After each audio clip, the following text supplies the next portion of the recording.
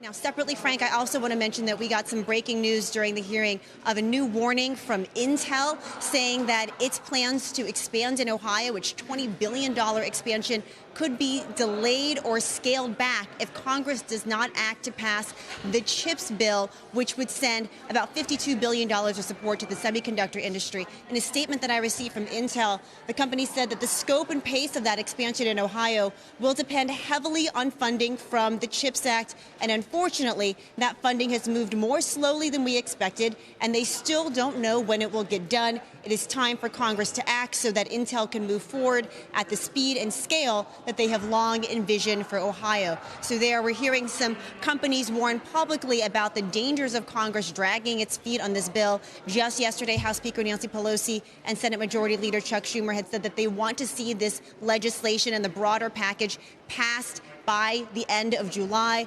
We'll see if that actually happens, Frank. A lot of moving parts here on Capitol Hill. All right, Arlan Moy down in D.C. Chip sector actually under some pressure today. AMD down 2%, NVIDIA down 1.5%.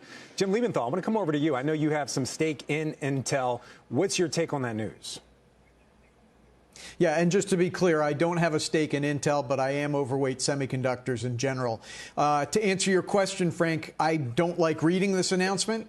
One wonders, is this just kind of politics at play here, or is this a cover story that Intel is trying to back down on what is the largest investment thus far in the U.S. in the semiconductor space? So it is troubling. However, if there's anything that Congress can do that is worthwhile and good, it would be to pass the CHIPS Act. I can't handicap whether that will happen or not because there's a lot of other things that Congress wants to pass that would not be as ubiquitously positive, and you can't tell if this is going to get caught up in that maelstrom. But the right thing to do would be for Congress to pass the CHIPS Act for this plant and others to be built and to help supremacy return to the U.S. in terms of manufacturing.